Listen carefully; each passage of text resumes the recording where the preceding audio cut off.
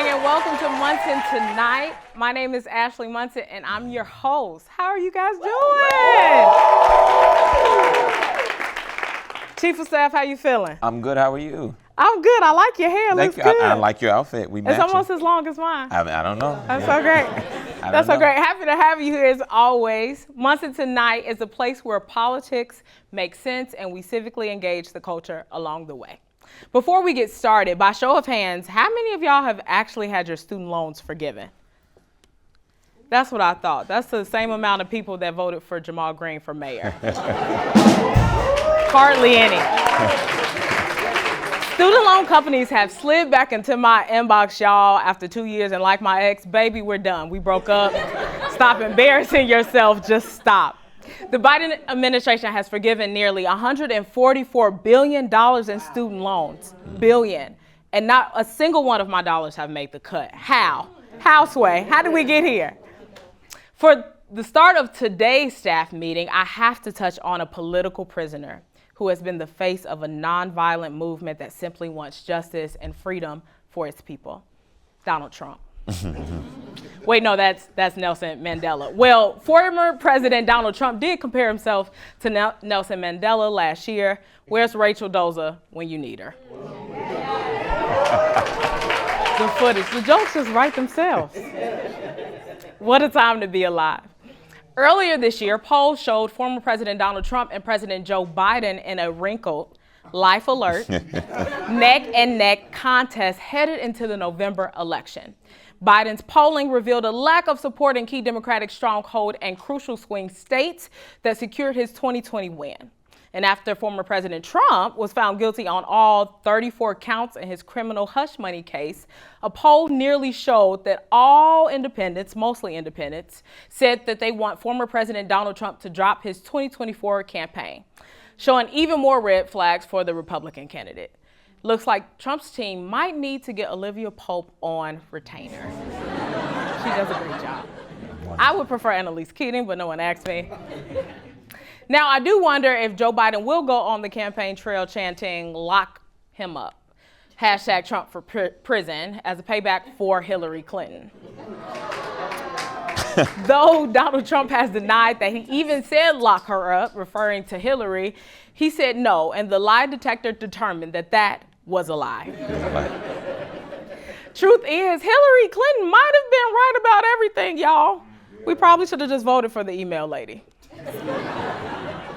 At the end of the day, I know we may not have the best options for president, y'all, but we definitely know that one of the candidates may end up taking a Zoom call from Rikers to accept his nomination. Nonetheless, this election is super important.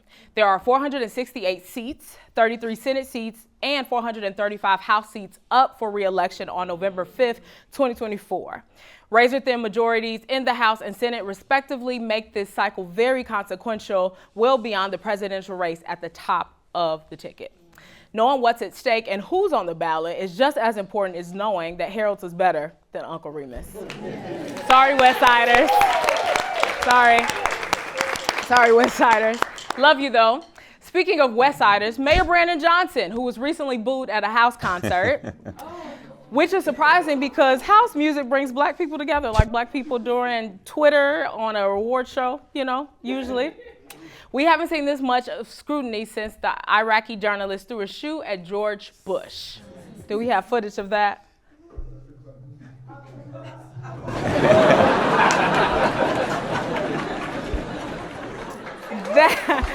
That was a pretty good throw from that guy.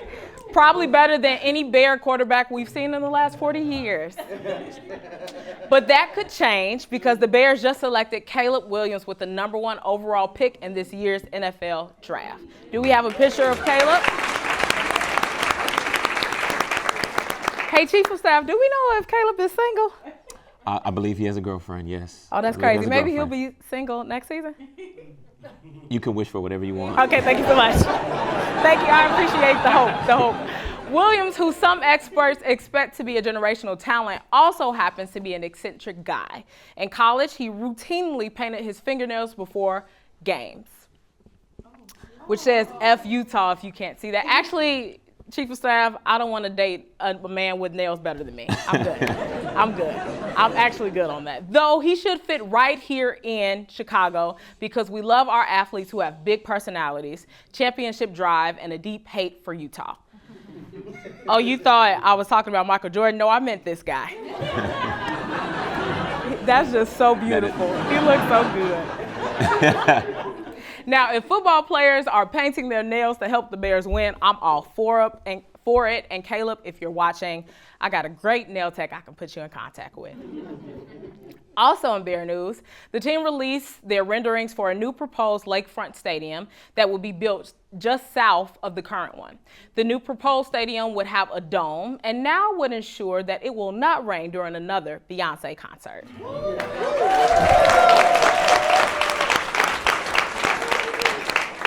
Now, I'm sure you're asking yourself, with everything else that's being funded, how will the city pay for this?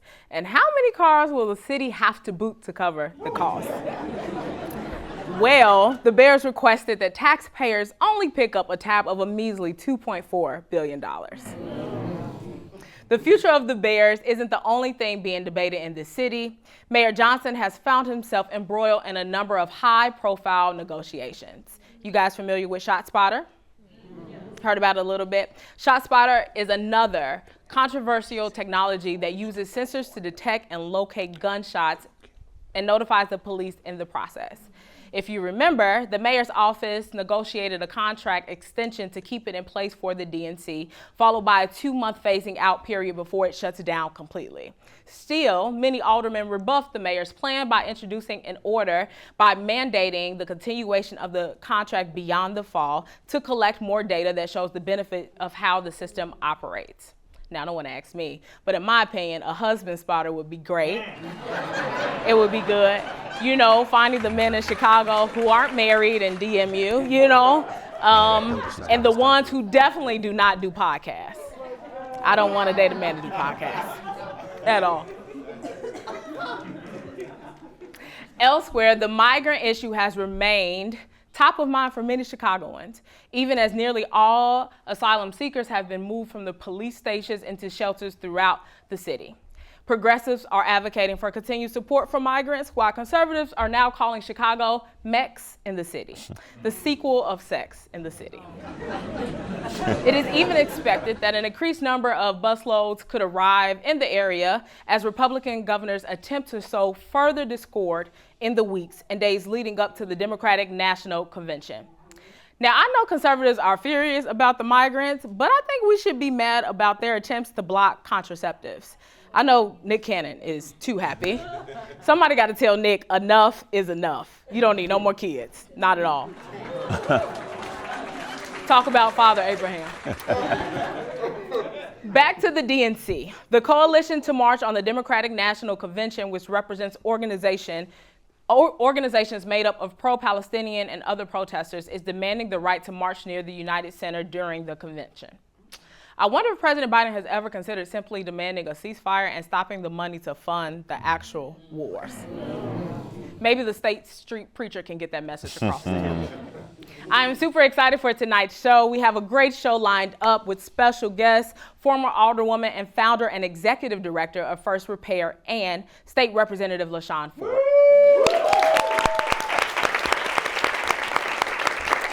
Are you guys ready for the show? Yeah! We'll be right back after this.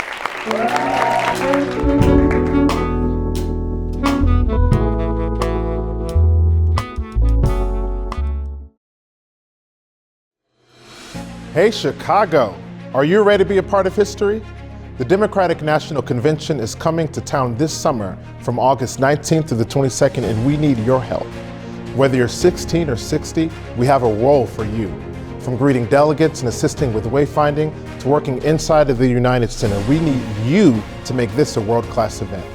Help show up for Chicago by signing up today at chicago2024.com/volunteer and be a part of something extraordinary.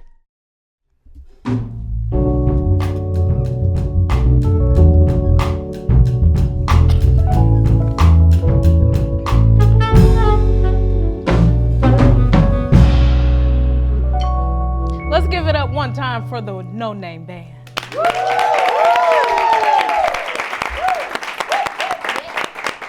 During the break, Justin said, I cannot name the band Cuatro de Negro. No, no, ma'am. But we need another name. Let's think of something that's not ethically offensive. Noted, noted. Welcome back to Munson Tonight. Our first guest of the evening is a former politician and national leader for local reparations for African Americans. We are so happy to be joined this evening by founder and executive director of First Repair, Robin Rue Simmons.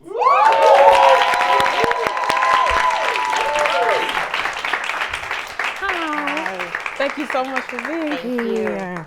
How are you? I'm fantastic. How are you? Good. You look beautiful. Thank you. So do you, as always. Thank you. I'm just trying to be like you. Just trying to be like you. You have been serving your community and the country, and we're super grateful for you. But let's talk about it. Before we get into the meat of it, tell the audience about yourself and how you got started in the work. Sure. So I am born and raised Evanstonian, Evanston, Illinois, just north of Chicago. And Evanston is known for its diversity and how beautiful it is and so on, but it's segregated, racially segregated, drive-by diversity. And as an early child, actually, I was curious about why are we racially segregated? Why does the white community look very different than my community? Mm-hmm. And that really informed everything that I've done in life, professionally, in terms of my public service and so on. So I started with advocacy, being a community advocate. That led to me having some mayoral appointments, and ultimately I ran for elected office where I served for 4 years on the Evanston City Council. While I was on Evanston City Council, my work to empower and liberate the Black community evolved to reparations. So I wasn't really fighting for reparations until I was 2 years in public office and had privilege to incredible amounts of information and realized that reparations really is the only legislative response appropriate for us to address the anti-Blackness that we have, to address the racial gaps that we have in every area of livability. Reparations is that answer. That's amazing. And I know you touched on the reparations piece, but you've done so much, from helping young people build wealth through home ownership. I bought my first house 4 years ago, and I wasn't prepared. I'm excited. I'm grateful, y'all. Don't get me wrong. But just being prepared for that and the journey that took. So I'm super grateful for you helping folks do that. You also support thousands of entrepreneurs to launch or grow their business. Can you talk about some of that work too? Absolutely.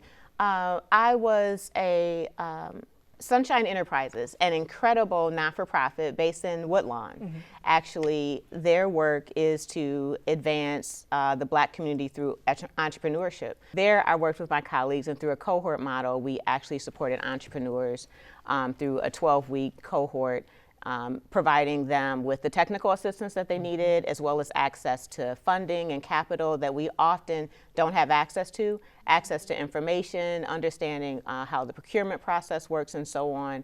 And so during my 5 years with Sunshine Enterprises, I was able to be a part of a team that supported 1,000 entrepreneurs, primarily Black and majority women in Chicagoland area. That's amazing. And they're still operating. Yeah. They're still operating. So if you know anyone that is looking to advance their entrepreneurship goals, Sunshine Enterprises is really that place. I'm a little familiar, but we'll do some digging for Sunshine Enterprises. So it seems that you are touching a lot of the aspects of life. So we have entrepreneurship, home ownership, and reparations. Can we talk about the passage of the nation's first municipal funded reparations legislation? Absolutely. So in 2019, it was February. I remember the exact moment. I was sitting in the Automatic Library. I was looking at our data that showed our racial gaps widening, an exodus of the Black community. And these are my friends and neighbors. Evanston is a small community, so these are people that I know that are leaving. And in that moment, I had the revelation that reparations aren't only due for the crimes that we know as an institution of slavery, but also all of its legacies and its vestiges.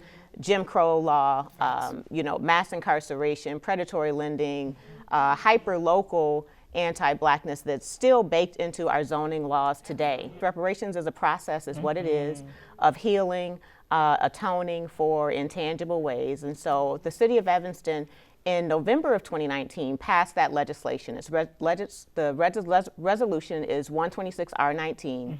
It established the reparations fund. It seeded that fund with the first $10 million of our recreational cannabis sales tax, and it prioritized what forms of redress we would focus on first. And that was really informed by a community engagement process. One of the most important best practices of reparations is that the harmed community is really prescribing what redress looks like. So it is not for the government or those that victimize us to decide how they repair us. The Black community is to do that. And so our Black community landed on housing first. It's important to note that it was a long list, a very comprehensive response on how we want to be repaired. Not just housing, cash, education, healthcare, forms of satisfaction. So under international law standards, you mostly hear about cash when you hear about reparations in the media, but under international law standards, there's 5 forms of reparations for full repair, and cessation and guarantee of non-repetition is maybe one of the most important ones. That's going to be policy reform. What do we do with the anti-Black policy that is still being enforced today, and that looks like zoning, or it looks like budget allocations and so on? We often hear about compensation and restitution, checks and grants, but there's also rehabilitation. How do you restore the dignity of a people that our culture was stripped, our families were stripped, our language, and so on? It has given them restored hope in our community, in our government, the trust that the residents have that life circumstances will change for generations to come in their family have been incredible. So what it's done for just morale and hope and place and voice and ownership in our city has been incredible. It's also created a space of healing for our allies and so on. And so I'm sorry, I could go on about this forever, but I am. Thank you. As a Black woman that looks up to you, I'm so grateful for all the work that you do. We're going to have you back on to talk more about what's happening, because one of the pieces you hit on is healing for our communities. That's and right. I think even if you're not in church or within that sphere, like, healing in our community is needed. That's so let's right. clap for Robin Ruth Simmons. Thank you. Thank you so much.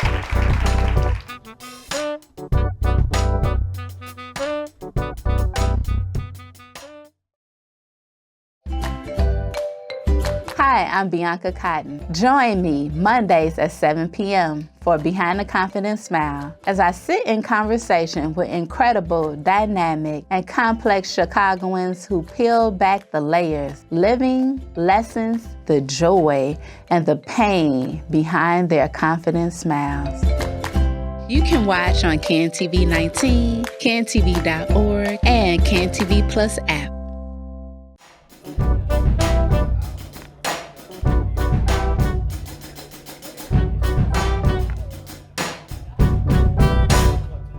Hallelujah. Why is that the first thing that came to mind? Welcome back. How are you guys doing? Y'all all right? I'm super grateful that you guys are here, and our No Name Band is always grateful for you guys. So grateful.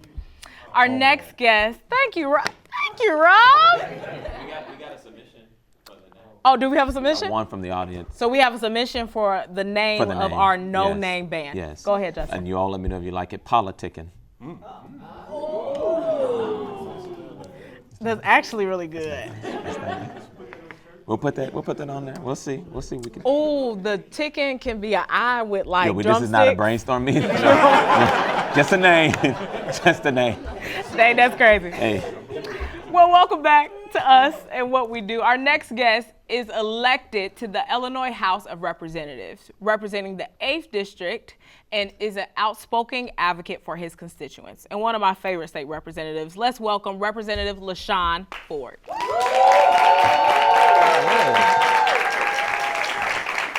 Hi. I like the glasses. I'm on the couch. Yeah, you're on the couch. I'm so grateful you're here. How you feeling? Good. You're good? Got a meeting at night. I mean, you got me at meeting. I got you outside. In the meeting. In a meeting. We are in a meeting. You know, I was thinking about how I met you earlier. I think I may do this for all the guests, but I can't remember exactly how I met you, but do you remember it was a committee in Springfield and it was like 2 black people in the room and you walked in and said, "Where my black people at?" That's why this show is important. I mean, we need to engage the black people. Thank you. That was a good segue. I love that. But that moment really made me realize how much you advocate, not only for your constituents, but for black people. So let's clap for Representative Lashawn Ford. Before we get into the thick of it, I am familiar with you. Let's tell the audience and viewers about you, your district, and how long you've been in office. I was in office when I had hair. Oh, and wow. I didn't wear glasses, so it's been 17 and a half years that I've been in Springfield. And the district is the west side of Chicago, the Austin community, Oak Park, Berwyn, LaGrange Park, North Riverside, Western Springs, Forest Park, so it's very diverse. Tell us about some of the issues you find within your communities, because some districts, I feel like, deal with safety more than others, the lack of jobs or infrastructure. Let's talk a little bit about that. Yeah, I think that it's almost, following your previous guest, Alderman Robin, there's not much I could say about what we need as a community than reparations. So thank you for having that discussion here at this meeting, because that's what we need ultimately, is to be made whole. So in the community that I represent, the Austin community right now, we have a lack of high quality education for K through 12, and we have a lack of trade opportunities for young people that want to not go to college but want to go into the trades. Sure. And an international problem that we're struggling with right now is the opioid crisis. It's hitting every community, but it's hitting my community the hardest. Yeah, that's an overdose on heroin. Issue.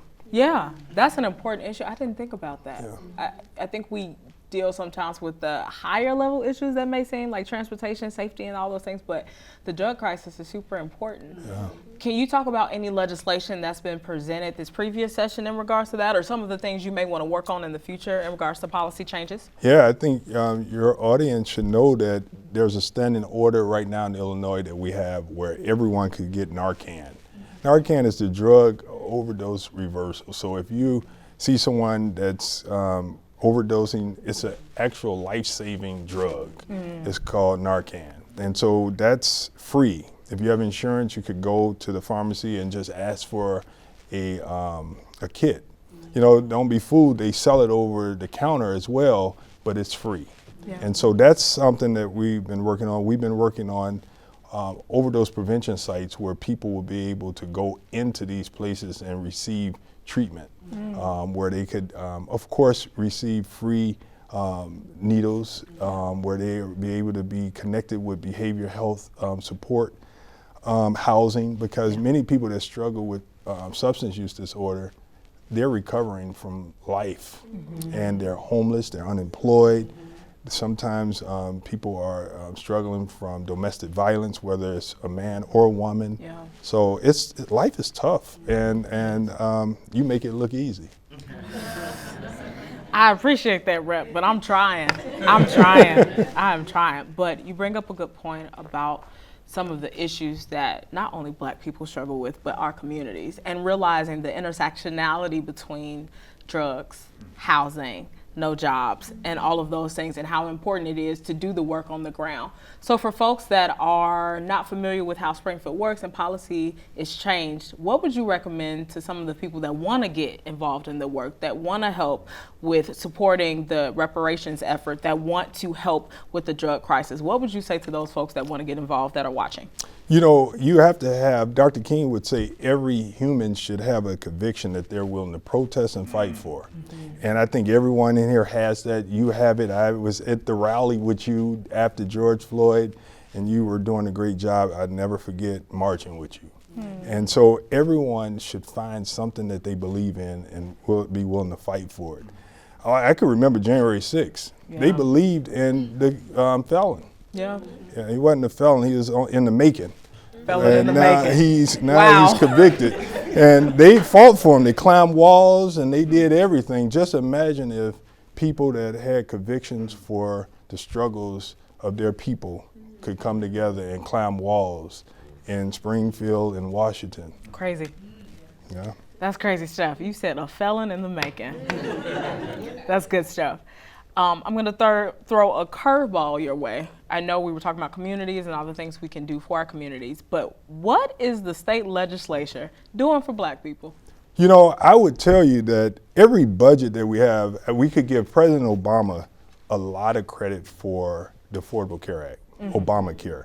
So we fund the Medicaid. Many Black people are unemployed. So Black people that ordinarily, men that ordinarily couldn't go to the doctor to receive a prostate exam, or a Black woman that ordinarily wouldn't be able to go to the doctor to receive a breast screening for a breast. That's possible in Illinois because Illinois has made it possible for people, Black people, to receive health care because of Obama. Some states opted out. Right. We also have, I chair higher ed at Probst, and so we have the MAP grants that Black people are receiving across the state. We have the AIM High grants that Black people are receiving across the state. And my good friend and your good friend, Will Davis, championed the equitable funding, where more Black people will receive funding in K through 12 because of his work and our work together.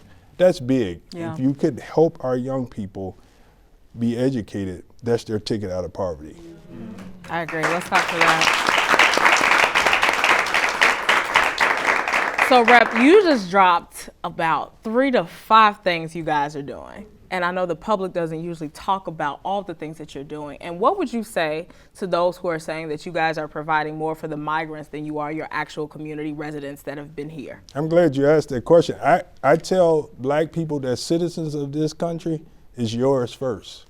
And you got to protest and take it. It seemed like the migrant population, there's wraparound services and it's made easy. Well, it's gonna be here. They're gonna get that, but we should not accept that we're being left out. And we don't have to. I mean, we're the voters. And so I think that the governor, J.B. Pritzker, will get the message. I think the Speaker of the House, he was on this couch, he will get the message that the voters demand that there are wraparound services for Black people, for American citizens in this state. I love that. It brings to mind one of the things Justin's hero says, but Malcolm X, that we are just out organized. Yeah, Right. It's tough, Ashley, because we are out organized because we don't have the money. And we can see the money come and organize us for what they want us to be organized for. Facts. And so that's hard because we're worn down as a people because it's rough. But somehow we got to put our 2 cents together and organize for ourselves. And that's why reparations is big. I agree. It sounds like we got to get back to the grassroots of it all. Yeah. Well, Representative, thank you so much. We'll have to have you back on. I But hope let's so. clap for Representative Lashawn Ford.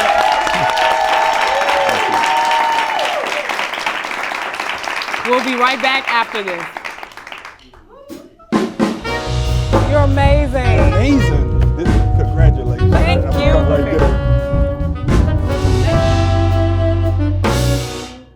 You guys, that was the No Name Band this evening with Munson Tonight. We have reached the end of the show, and we'll head out with our Munson Knows section. This week, here's what I know for sure. George Bush does not like Black people. That's our show, y'all. Thank you for our in-studio audience, the production team, the No Name Band, the writers, and all the CAN TV team that made this possible. See you next time, and remember, civics only matters because you do.